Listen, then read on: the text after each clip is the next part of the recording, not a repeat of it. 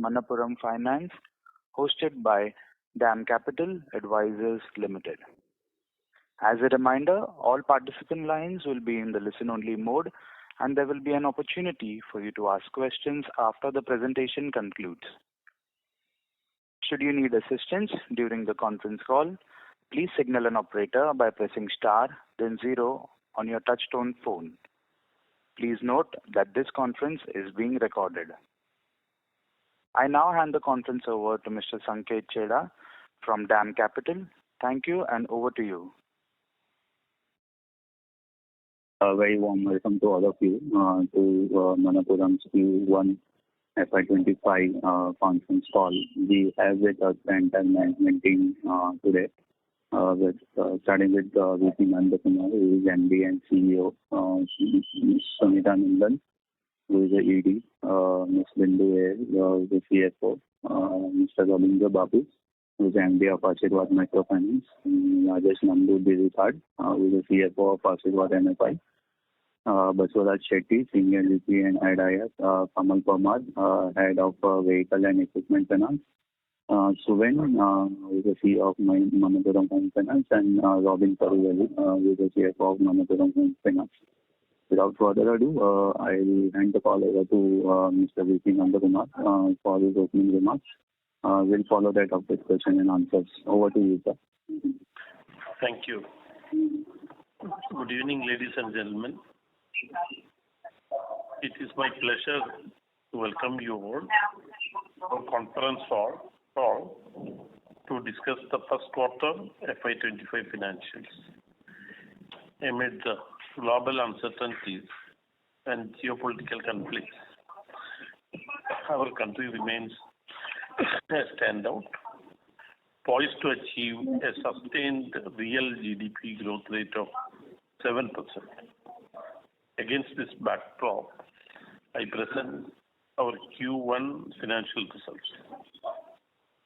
At a macro level, forward-looking economic agenda and political stability create a conducive environment for building a Viksit Bharat by 2047.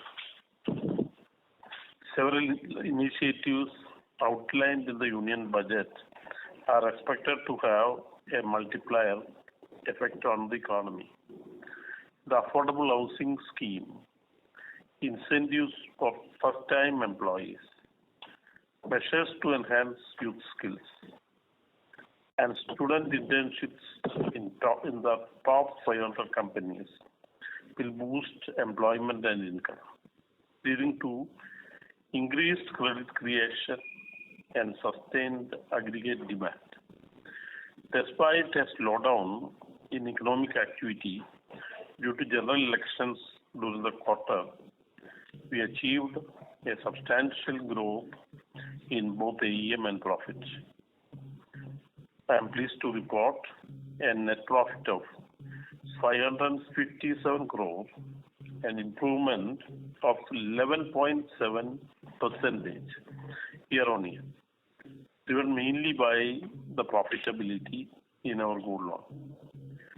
The standalone AUM of the entity at 31,035 crore grew by 20.6% year-on-year, with a consolidated AUM of 44,932, an increase of 21% over the same quarter last year.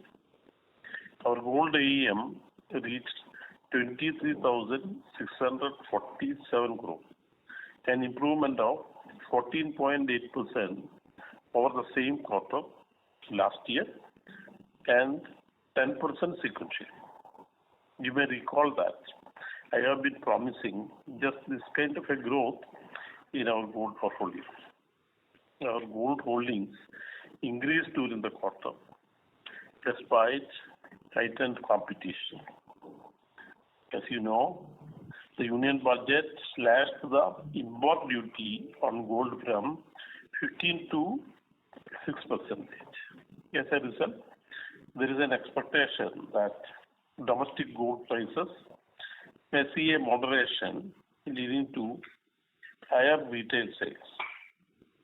Though this does not have any direct correlation with our business, an increasing volume of gold with households will be positive for our business, since the gold loans are the go-to sources of households to meet their emergency financial requirements.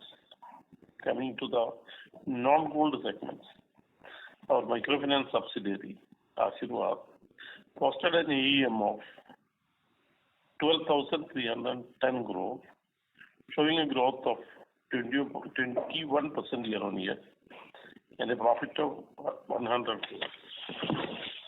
As in previous quarters, our vehicle finance business continues to show the highest growth, recording 63.4% increase year-on-year with an AUM of 4,541 crore, followed by home loans with an AUM of 1,587 crore, registering 32% increase over the corresponding quarter of FY24.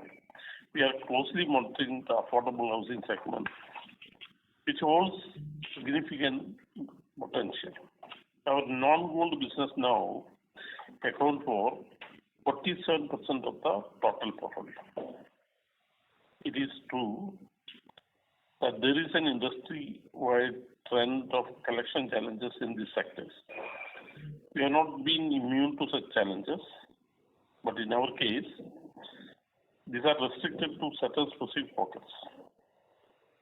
A close examination has shown that climatic challenges, such as floods and heat waves, affected the optimum functioning of establishments, and this in turn caused a delay in prepayments. We are taking all possible steps to identify the bottlenecks and increase collection efficiency. Going forward, we also plan to focus on secured lending in MSME and allied verticals. Overall, we are well capitalized as per the industry norms, with an asset quality in the standalone book contained below 2%. And we have a consolidated ROA of 4.5% for the quarter. For more comprehensive review of our financial performance, I now hand the floor to our CFO, Mrs. Bindu There. Thank you, sir. Good evening, ladies and gentlemen. Thank you for joining us for the discussion on the financial results for the quarter ended June 24. Restrictions on disclosing Ashirwad financial numbers continues as the IPO is in progress. Coming to the performance, our consolidated AUM for Q1FY25 was rupees 44,932 crore, representing 6.8% sequential growth and 21.2% YOY growth. This is with a strong growth in gold loan book. Consolidated profit after tax was rupees 556 crore, which was down by 1.2% and up by 11.7% YOY. ROE on a consolidated basis was 19% and ROA 4.5%. Standalone GNPA at 1.96% versus 1.93% during the previous quarter. With regard to liquidity, cash and cash equivalents at rupees 5,383 crore on a consolidated basis, and undrawn bank line was rupees 3,530 crore as on 30th September. Our CP exposure is only 3% in the standalone entity. Borrowing cost has gone up by 18 basis points. As you may be aware, we have raised $300 million under Reg S in May 24 for the business growth. On the gold loan business, which is improved to 52.6% of consolidated AUM, the AUM stands at rupees 23,647 crore, up by 9.7% Q-on-Q and 14.8% YOY. During the quarter, we were able to add 4.21 lakh new customers and the number of outstanding customers gone up to 24.5 lakhs from 23.76 lakhs. Online gold loan book stands at 70% of total AUM, and the standalone profit after tax rupees 440 crore, which is up by 2.9% sequentially and up by 15.7% YOY. Ashirvad Microfinance subsidiary, the AUM stands at rupees 12,310 crore, including gold loan AUM of rupees 1,016 crore. Q-on-Q growth up by 3.6% and 21.4% YOY. PAT was rupees 100 crore versus 102 crore in Q4 FY24, which is marginally down 1.8% and YOY 10%. Net NPA stands at 1.36% and the CRAR currently stands at 21.81%. Coming to vehicle finance, we have reported an AUM of rupees 4,541 crore, which is up by 10.5% Q-on-Q and 63.4% YOY. The GNPA stands at 3.6% and the AUM comprises of CV, commercial vehicles at 56%, passenger vehicles at 28% and two-wheeler 16% of total vehicle finance AUM.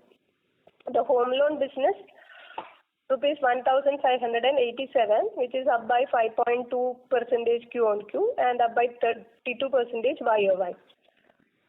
Subsidiary reported a profit of rupees 6 crore during the quarter and the GNPA at 2.88%. Home finance AUM comprises of home loan of 72% and lab book of 28%. Loans to MSME and allied at rupees 2,946 crore with a disbursement of rupees 311 crore during Q1. GNPA at 2.7% excluding digital personal loan, and this portfolio is largely secured. On lending AUM stands at rupees 916 crore with a disbursal of 95 crore and the ROA on this book is around 3.6%. Considering the consistent earnings, board has declared an interim dividend of rupees 1 for this quarter. Our capital position is strong at a CRAR of 29.6%, net worth at rupees 12,020 crores and the book value of rupees 142.02. Thanks. Now we can go for the Q&A session. Thank you very much. We will now begin the question and answer session. Anyone who wishes to ask a question may press star and 1 on their touchtone telephone. If you wish to remove yourself from the question queue, you may press star and 2. Participants are requested to use handsets while asking a question. Ladies and gentlemen, we will wait for a moment while the question queue assembles.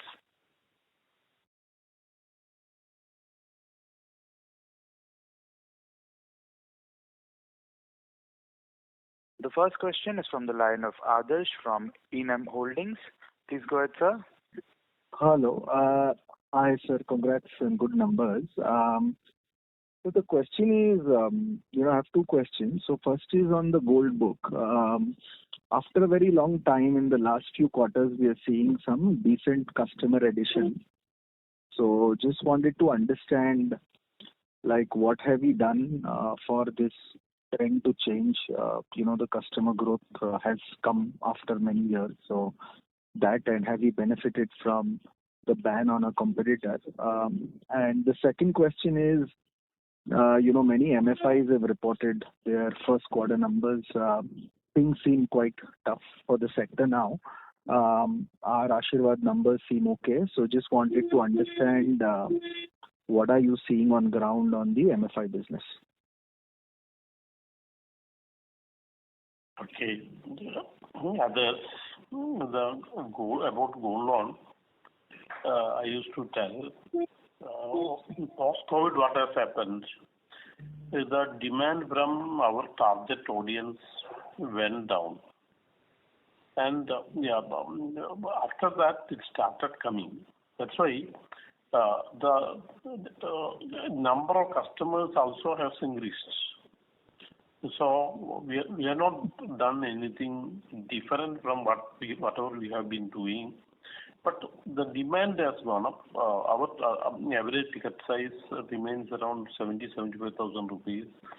From that class for customers, the demand started coming up. The ban on some of the competition, I don't think the effect is material. Why? Because even if it is there, it is getting distributed to so many players, and many of these are going to banks only.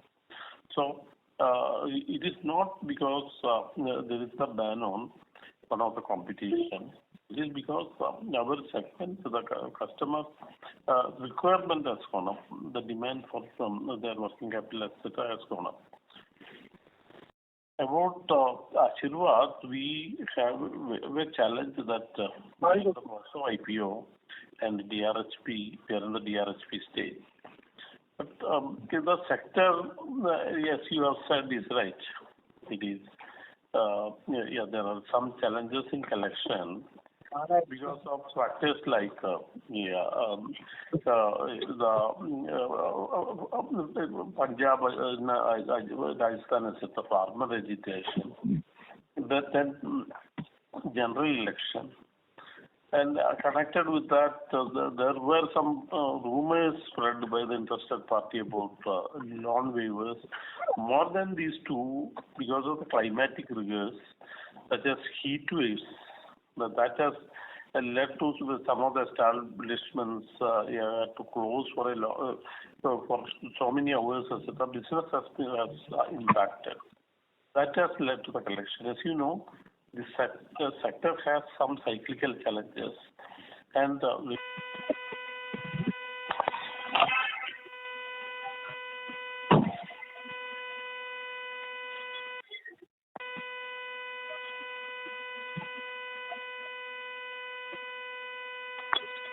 Mr. Management, can you hear me?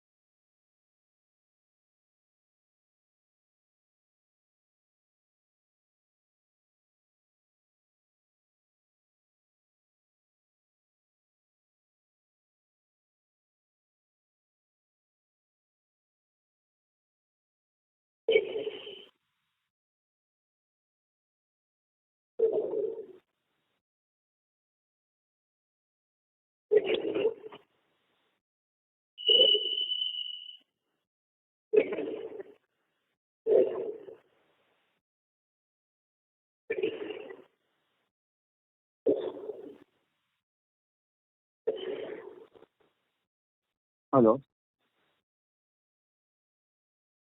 Saket, हाँ बोलो sir. अच्छा वो केरला वाला disconnect हो गया. They not able to hear anything. Can you please reconnect them again? हाँ वो करवा रहा है कर रहा है. Thank you. Yes, I'm connecting Kerala's line.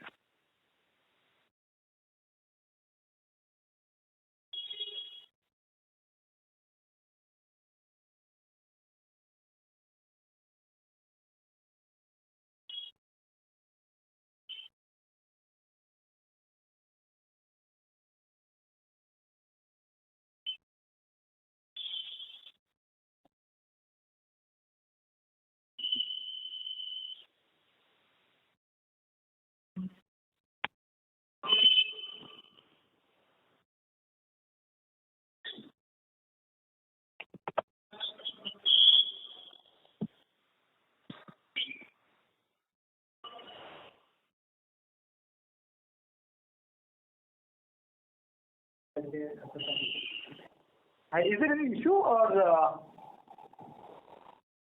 hello?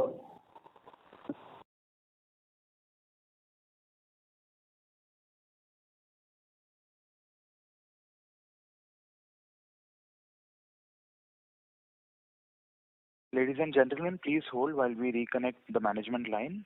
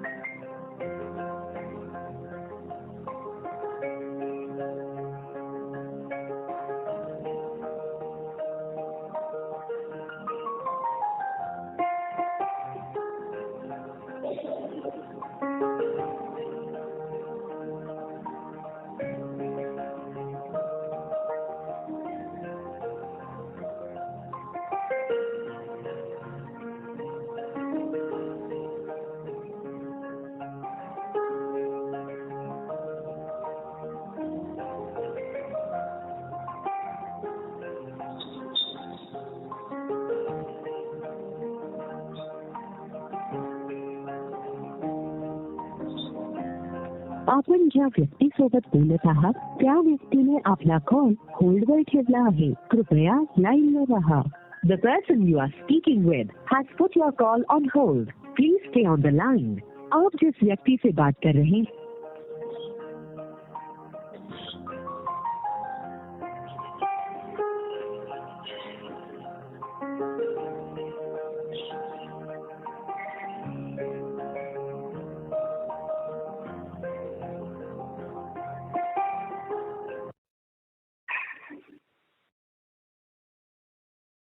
Yes, ma'am, you're in the call queue. Sir, you got the answer? Yes, ma'am. Did get. So just a follow-up, sir, on our customer growth. What is your expectation now, right? Do you expect now, unlike the last 3 to 5 years that we didn't have customer growth, we should, like the last 1 year, get back to having some 5-7% customer growth? It is slowly growing. So this before COVID, we were growing at around 10-15%. Then demonetization had some impact. Then after that, we have come back, etc., etc. So I have been maintaining that this year we may grow 12-15%. So judging from the current trend, we hope we may grow around 15% this year. The growth in the number of customers also. Perfect, sir. This is good. Thanks. That is good. Thank you. The next question is from the line of Piran Engineer from CLSA. Please go ahead.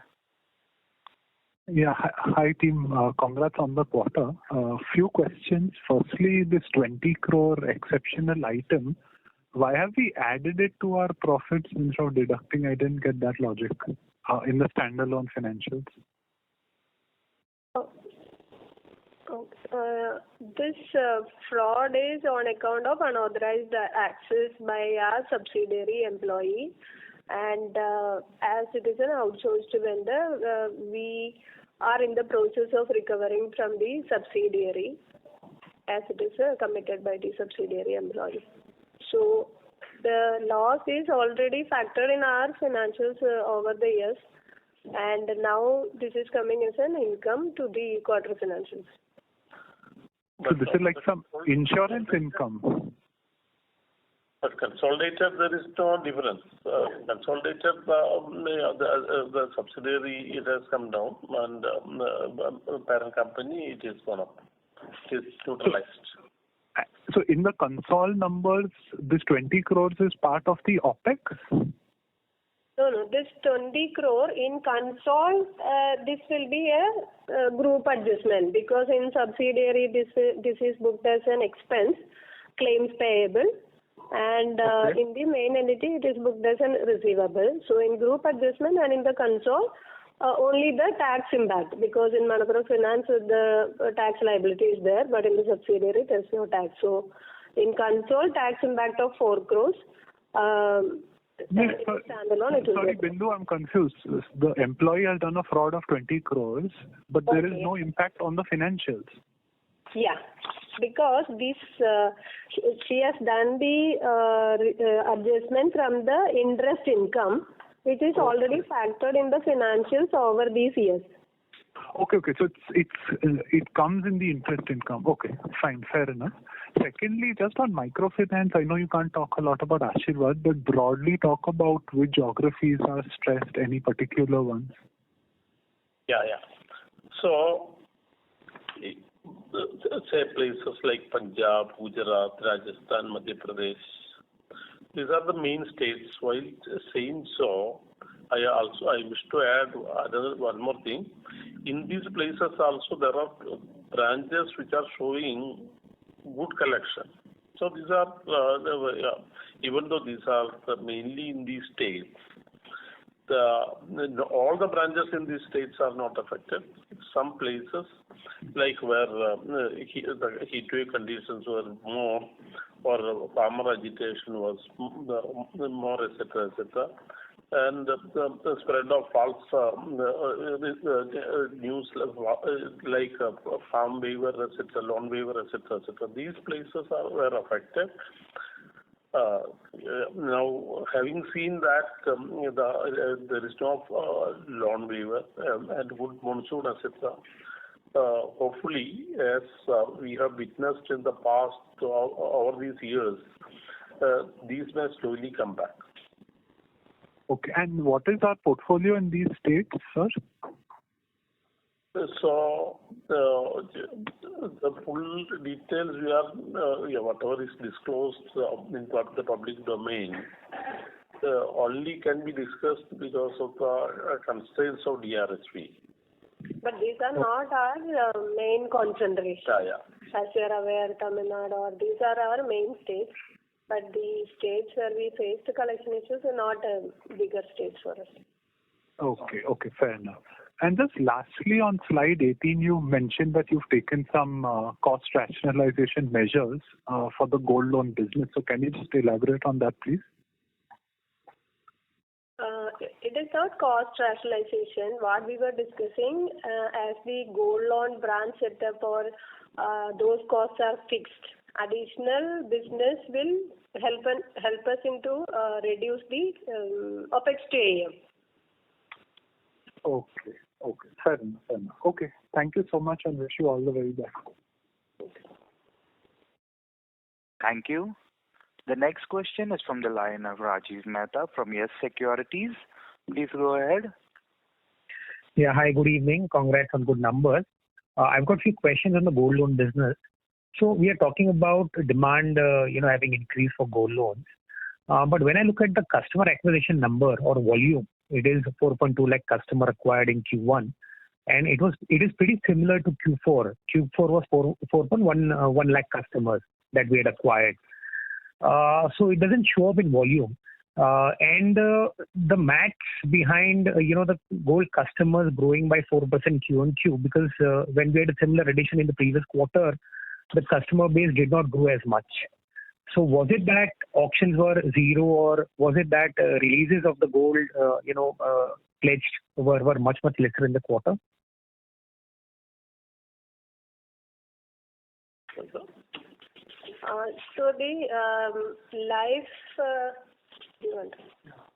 Apart from the new customer, what we seen that 4.2 lakh is new customer number only, but apart from that, existing customers are also started coming back. That is these customer additions happened during this quarter compared to the previous. And on the auction side, it is not large quantities and all, similar to last quarter only the auction is there.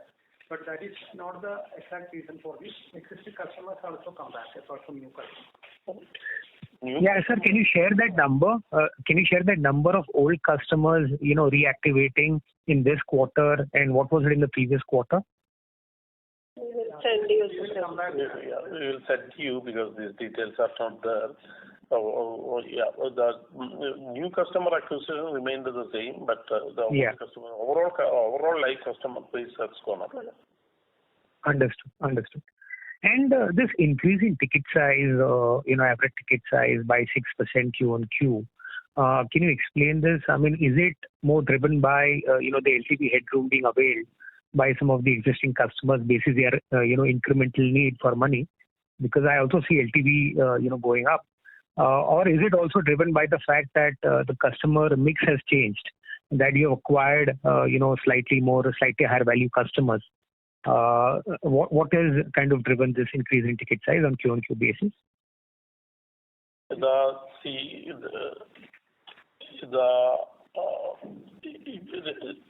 number of details we have. It is a mix of both. One is that LTV, some percentages increases, and also the portfolio mix also. About 2 lakh customers, percentages increase from 33% to 35% during this period. So it's a mix of both. One is that LTV slightly increases here. Second is that a slightly bigger ticket, 2 lakh about ticket size we started getting more. Okay, so which is why your net yields on the gold loan portfolio has also come off from 22.5 to 22.2. Yeah, because of that. Marginal decrease is because of this one. In gold loan, the customers are coming, they are pledging gold. They have in mind this has to be redeemed within 1 month, 2 months, 3 months. The average life is around 100 days. They don't simply pledge because the LTV is high, because they have a bunch of ornaments at their hand, therefore they come with the necessary quantity of gold just to have the loan of their requirement, because they are very clear that this should be redeemed. They are getting more money on the same collateral. It's not a big attraction for them for an increased borrowing. Why? Because they are sure that they have to be redeemed within a short time. Mm-hmm. And just lastly, sir, what can be the likely impact of one of your competitors coming back or restarting his operations? Let them come back. See, earlier the old players didn't have a level playing field with them, because they had their own practices, which are seen, in whatever is there. We have seen the reports, etc. I rely on the reports. When they come back, they are coming with that necessary practices, required practices, as laid down by the Reserve Bank of India's Fair Practices Code. But then there will be level playing field for them as well as for us, because still more than 60%, 65% of the loan is from the informal sector. This informal sector transition will happen. It is the natural process of transition which is happening now. Then again, as I mentioned earlier, India is importing 1,000 tons of gold every year. These are major portion of these are going for jewelry. That means the jewelry sale is also increasing. That means people have more gold with them for availing loan at the time of their emergency requirements, etc., etc. Mm-hmm. And sir, these customer acquisition trends and this existing customer reactivation trends, which were very good in Q1, are they continuing in July and August as well? Yeah, there will be some seasonal changes. Some seasons this happens because the harvest season or school reopening season. There will be an increased demand. There will be some cycles. But compared to the same period during the last year, we see the demand better. Okay, thank you, sir. Best of luck. Thank you. The next question is from the line of Abhijit Tibrewal from Motilal Oswal. Please go ahead. Yeah, thank you and good evening, everyone. The first question is more of a data keeping question. What were the gold loan disbursements in this quarter, and what proportion of those gold loan disbursements were top-up loans? We don't have the details right now. So if you want, we can share it later. Sure, sir. The second question again on gold loans was, so in the last question itself, you kind of referred to seasonality, which is typically there. So from what we understand, typically 4Q and 1Q tend to be seasonally stronger quarters because of reasons that you yourself have explained multiple times on these earnings calls. Now, 2Q, 3Q, I mean, just trying to understand, are we kind of heading into slower growth for the next 2 quarters before it kind of picks up again in 4Q? Yeah, we feel like it will be slightly lower than the period, the peak period, which is over now. But still, the growth will be there. Got it.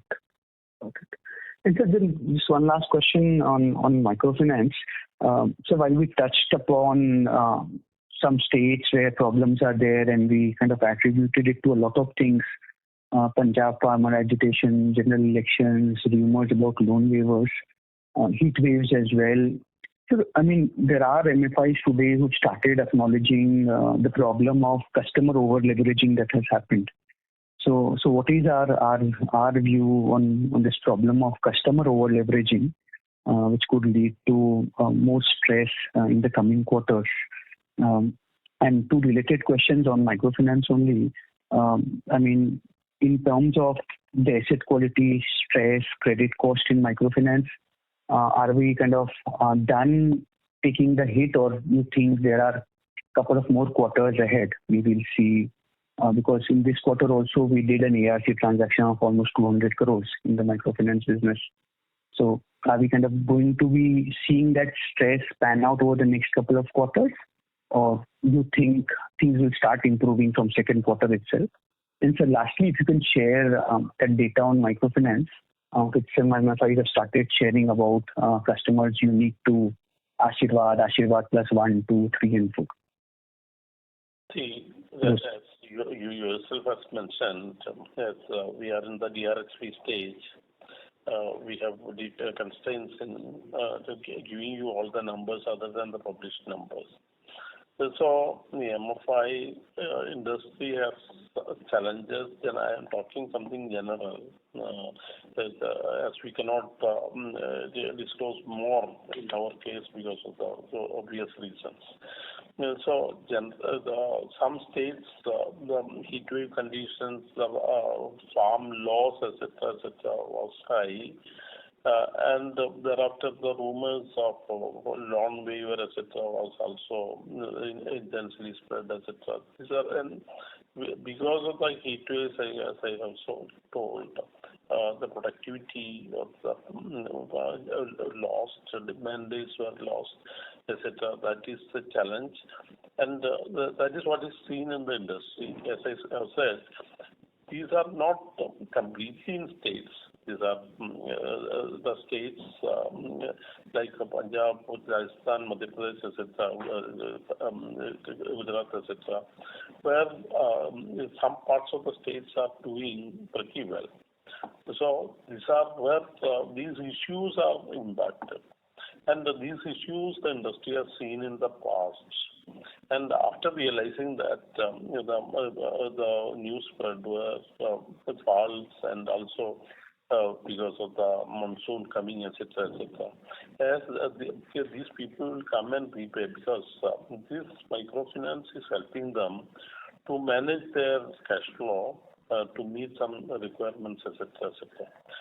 The history shows that they will not completely ditch when the problems were there, cyclical challenges were there, their repayments are affected, but still come back. Then coming to our leverage, the SROs have guided us to ensure that the over leverage is not promoted.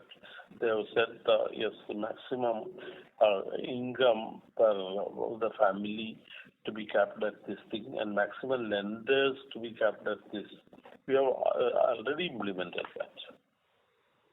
And you see that if you take our growth compared to some of the peers where the reports were already published, our growth was relatively lower during the last quarter. Got it, sir. And so there was just one last question for Bindu ma'am. But before that, sir, earlier during the call, you kind of guided for 15% gold loan growth this year and the same number for growth in customer acquisitions as well. Yeah. We expect the 15%, somewhere around 15+% growth this year. Gold loan. Got it. So thank you. And sir, Bindu ma'am, now looking at where we are and the expectations that rate cuts might also start happening in the near future, how should we look at your borrowing costs going ahead? Borrowing cost at this stage, it is continuing at a similar level only. So once I think we are also looking at the expecting rate reduction. Let us see, I think in September what is happening. Got it. This is useful, ma'am. Thank you so much and all the very best to you.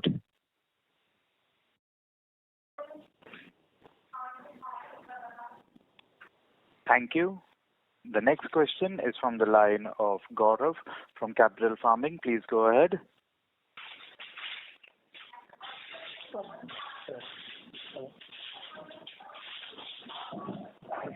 Hi. Thanks for taking up my question. I hope I am audible.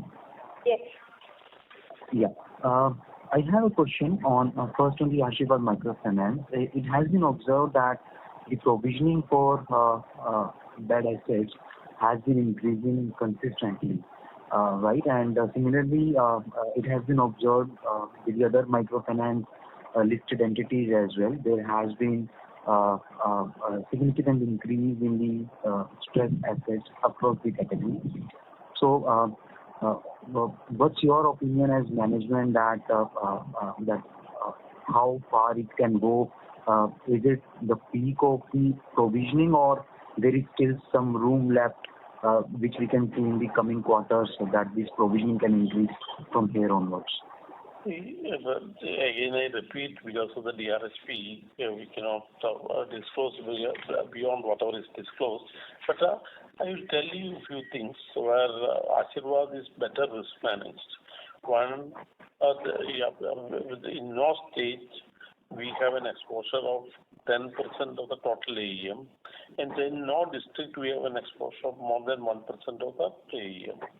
The second thing is gold loan also is coming to around 10% of the portfolio, where you cannot expect, because that's why the regulation also has facilitated the non-gold lending that has been enhanced from limit has been enhanced from 15 to 25%.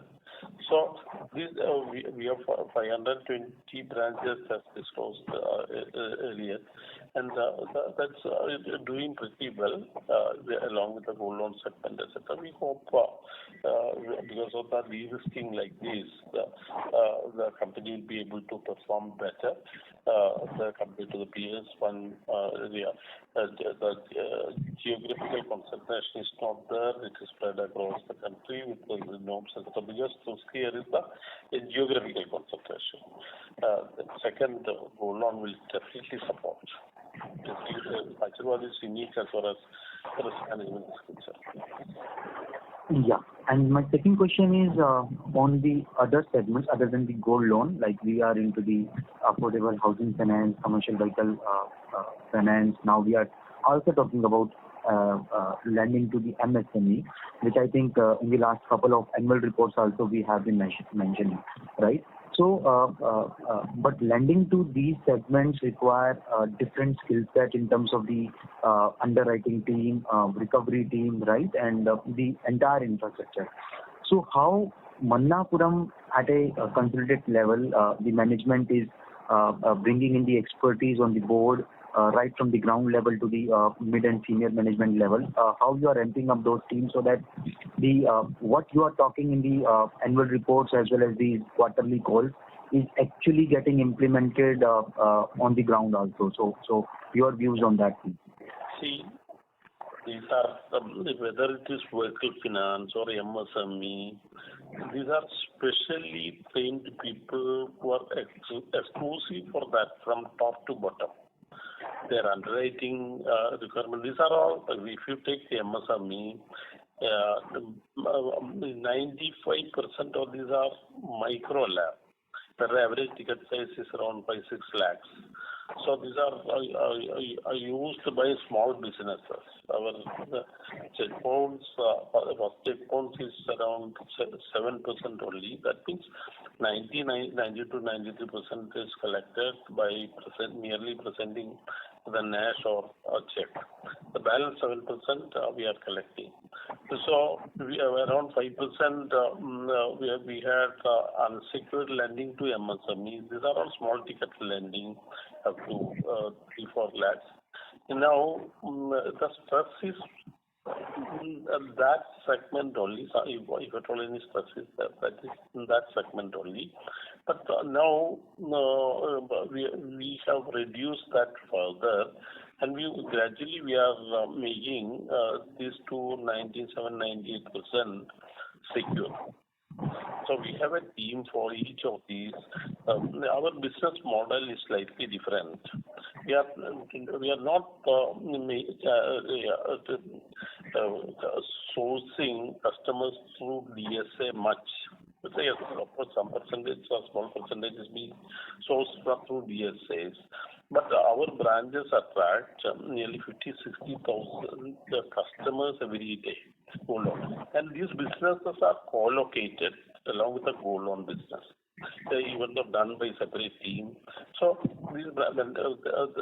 when there is so much of footfall, by simply presenting some banners, etc., attention is caught by the customers, and we are acquiring majority of the customers directly from them or through them from their in their communities, etc., etc. This is our major channelizing of customers.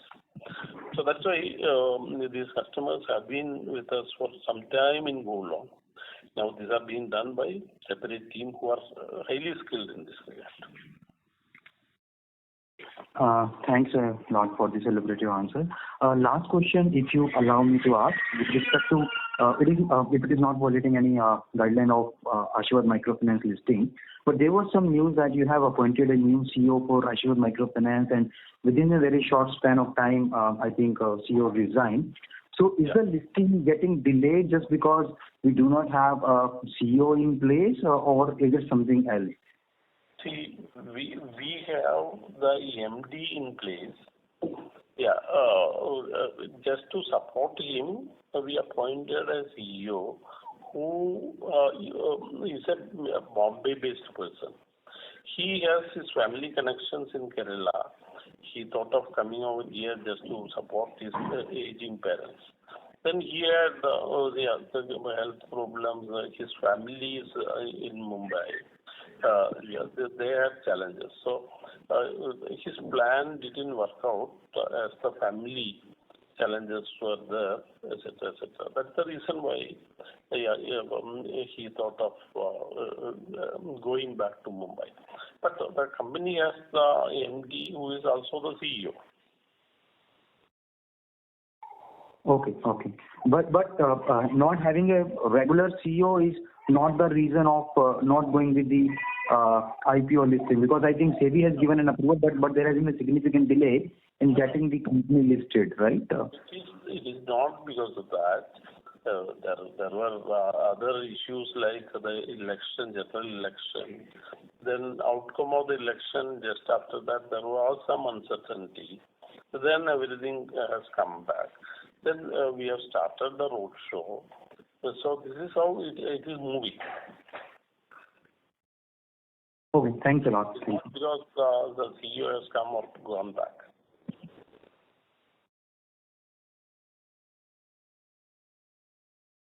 Thank you. The next question is from the line of Bunty Chawla from IDBI. Please go ahead. Thank you, sir. Thank you for giving me the opportunity.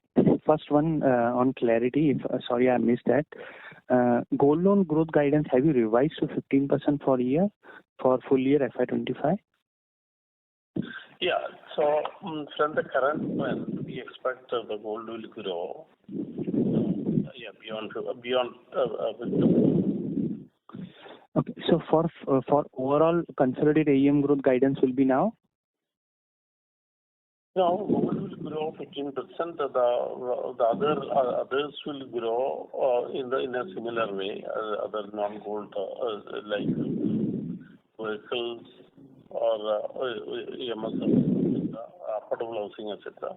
Whatever is happened during the first quarter, that can continue. Okay. And a few data points. One, auction during this quarter, and as well as it seems to be higher write-offs we have taken in MFI portfolio. So can you share both the data, auctions and write-offs in MFI? MFI, whatever is shared, it can only be disclosed now because of the DRSP stage. Auction details, we can 12 crore.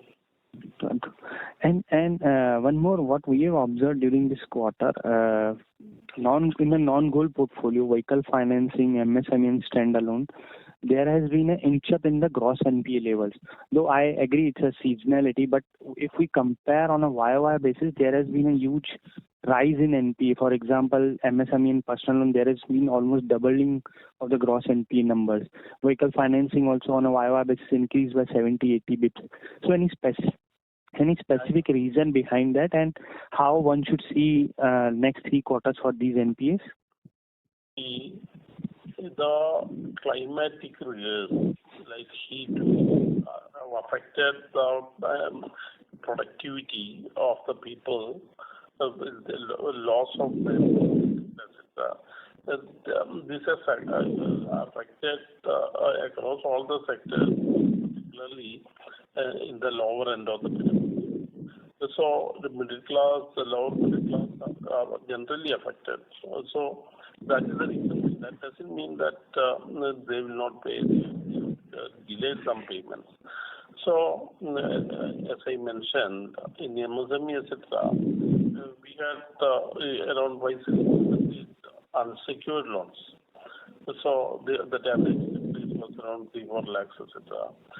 So we have reduced that portion also. We are gradually bringing that. Our intent is to make sure that the entire lending under MSME is secured over a period of time. We are coming to that level gradually. So can we say there should be a decline in NPA from Q2 onwards as these factors has been out of the picture now? Yeah. Gradually. There will be some delay, no? So okay. They have to limit the regular installments plus old installments. So these are all genuine customers who have been paying promptly, but because of this loss of mandates, etc., the situation has changed. They will come back slowly. Lastly, on the cost of borrowing, if we see on a consolidated basis, it remains stable. But in a standalone basis, there has been an increase in the cost of borrowings. So how one should see the cost of borrowing? Can we say that this 9% should move to 9.3 for standalone as well? And ultimately, what will be the margin impact then for us? See, the cost of borrowing depends on the source of borrowing. During the quarter, we have done Europe.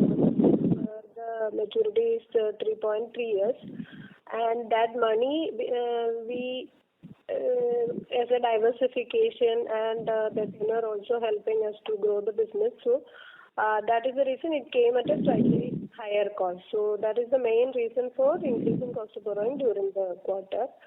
So we are not expecting it to go to 9.3% on the standalone level, and we are hearing about the possible rate cuts which should help us. But we are not seeing much change. It is currently running at a similar level. Okay, so we can say that margins at least should remain stable now. Yes. Yeah. Thank you. Thank you very much for that. Thank you. The next question is from the line of Mohit Jain from Tara Capital Partners. Please go ahead. Hello. Hello. Please go ahead. Yeah. Good evening, sir. So I just wanted to know, if you are looking at the different segments in which we are operating, the overall NPA has increased in all the segments apart from the MFI. Is it purely because of the fact that we have written off the portfolio? I agree that you written off the MFI portfolio. Hello. Am I audible? Yes. MFI. I cannot give you more details. Then saying that there are some challenges in some places, but we are spread across the country. No state has 10%, more than 10% of the AUM. No district has 1% of the AUM. So this way we are spread across. But the sector, because of the heat waves and so many other conditions like farm loan waiver, false messages such as farm loan waiver, etc., and etc., and general election, etc., has affected and loss of mandates. So there is something about the other MSME, etc. It is because of the delay on account of the same reason. As I told you, yes, it is going to come down only because earlier we had around 5% of the unsecured portfolio in MSME. Now that is being reduced. Fair enough, sir. Yeah. So principally, obviously not asking for the figures, but principally, had we not written the portfolios in MFI, the NPA would have been slightly higher than what we have reported. But MFI, whatever is there, it is shown. No, it is already there. It is already out of 71 crore, right? Whatever can be disclosed, 71 crores right off. Yeah, it is already disclosed. Yeah. Thank you, sir. Thank you. The next question is from the line of Darshil Jhaveri from Crown Capital. Please go ahead. Hello. Good evening, sir. Thank you so much for taking my question. A lot of my questions have already been answered. So I just had one question, on a broad basis.